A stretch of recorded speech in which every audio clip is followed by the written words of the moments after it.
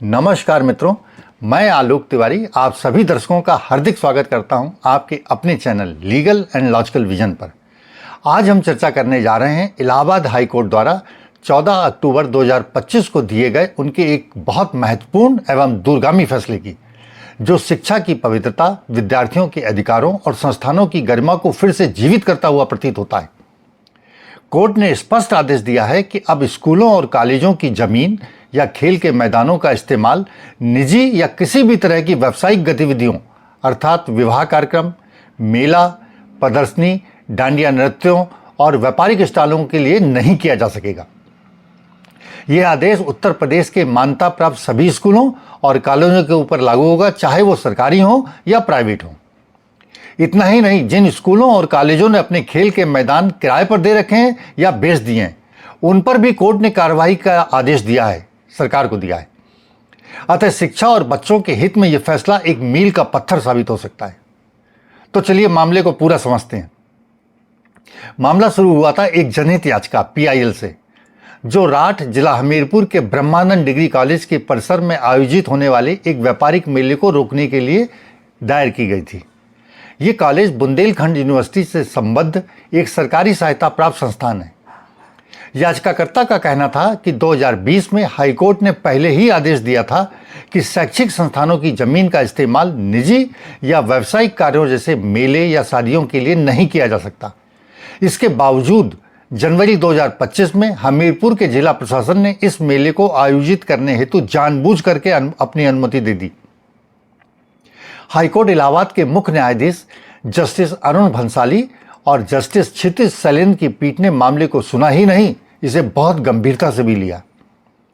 Court ने साफ कहा कि उत्तर प्रदेश के शैक्षिक संस्थानों की अचल संपत्ति, जिसमें उनके खेल के मैदान भी शामिल हैं, का इस्तेमाल किसी भी तरह की व्यावसायिक गतिविधियों जैसे प्रदर्शनियों, व्यापार मेलों या सामान बेचने के लिए नहीं किया जा सकता। कोर्ट ने आगे कहा है कि खेल के मैदान शैक्षिक संस्थानों का अभिन्न हिस्सा हैं।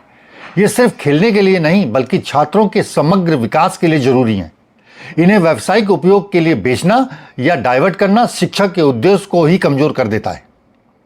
कोर्ट इतने पर ही नहीं रुका। पीठ ने टिप्पणी की कि खेल के मैदान किसी कॉलेज की मान्यता और संबद्धता का अभिन्न हिस्सा होते हैं। इनका उपयोग मेला, व्यापार या किसी गैर शैक्षणिक उद्देश्य के लिए संस्थान के अस्तित्व पर ही प्रश्न चिन्ह लगा देता है। मित्रों, यह आदेश सभी सरकारी और निजी संस्थानों पर समान रूप से लागू हो रहा है। जब कोई प्रबंधन स्कूल या कॉलेज खोलने की अनुमति मांगता है, तो वह सरकार को यह विश्वास दिलाता है कि उसके पास बच्चों को शिक्षा देने और उनके खेलने कूदने के लिए पर्याप्त स्थान और सुविधाएं भी हैं। परंतु जैसे ही मान्यता मिलती है, वही प्रबंधन अपनी मर्जी से उन सुविधाओं का व्यावसायिक उपयोग शुरू कर देता है, जिसके कारण विद्यार्थी तथा उनके माता पिता स्वयं को ठगा हुआ सा महसूस करते हैं। अपने फैसले में कोर्ट ने इस मामले को बहुत गहराई से समझने का प्रयास किया और आगे अपने आदेश में कहा कि उत्तर प्रदेश के शैक्षिक संस्थानों की अचल संपत्ति, जिसमें उनके खेल के मैदान शामिल हैं, चाहे वे परिसर में हो या कहीं और जगह स्थित हों, किसी भी व्यावसायिक गतिविधि के लिए इस्तेमाल नहीं किए जा सकते। बहुत स्पष्ट आदेश कर दिया है कोर्ट ने, क्योंकि पहला भी आदेश था ना 2020 का। इतना ही नहीं, कोर्ट ने राज्य सरकारों को भी निर्देशित किया है कि कोर्ट के आदेशों के अनुसार 1 माह के भीतर एक स्पष्ट और ठोस परिपत्र सरकार जारी करे, जिसमें सभी जिला अधिकारियों, पुलिस अधिकारियों और शिक्षण संस्थानों को इस आदेश का अनुपालन सुनिश्चित करने का स्पष्ट निर्देश दिया गया हो। आप सोचिए कितना कड़ा फैसला दिया है कोर्ट ने और कितना जागरूक है इस मामले में। यह फैसला सिर्फ एक कॉलेज का नहीं, बल्कि पूरे शिक्षा जगत का सम्मान बचाने वाला फैसला है, ऐसा मैं मानता हूं। क्योंकि शिक्षा की भूमि व्यापार का केंद्र नहीं, संस्कार और ज्ञान का मंदिर है। अगर स्कूल और कॉलेजों के मैदान मेले और दुकानों में बदल जाएंगे, तो विद्यार्थी कहां खेलेंगे, कहां सीखेंगे, कहां वो बढ़ेंगे। इलाहाबाद हाईकोर्ट के इस फैसले ने शिक्षा की आत्मा को फिर से सम्मान दिलाने का एक अच्छा प्रयास तो किया ही है। मित्रों, कोर्ट ने अपने उत्तरदायित्व को पूरा कर दिया है, परंतु कोर्ट उत्तर प्रदेश के हर स्कूल और कॉलेज में व्यक्तिगत निगरानी नहीं कर सकता। अतः यह हमारा और आपका भी उत्तरदायित्व है कि जैसे ही आपको अपने बच्चे के स्कूल या कॉलेज में किसी प्रदर्शनी, मेला, डांडिया या अन्य व्यापारिक गतिविधि, स्टॉल वगैरह के आयोजन किए जाने की सूचना मिले, तो विरोध अवश्य दर्ज कराएं और उन्हें इलाहाबाद हाईकोर्ट के निर्णय का हवाला देते हुए पत्र लिखें या ईमेल करें, लेकिन अपने विरोध को स्वर अवश्य दें।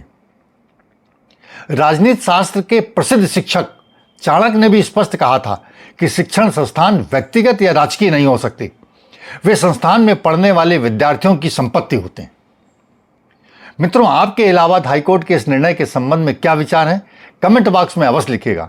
और यदि आपको यह वीडियो अच्छा लगा हो तो लाइक करें और इस जानकारी को ज़्यादा से ज़्यादा अपने मित्रों को शेयर भी करें।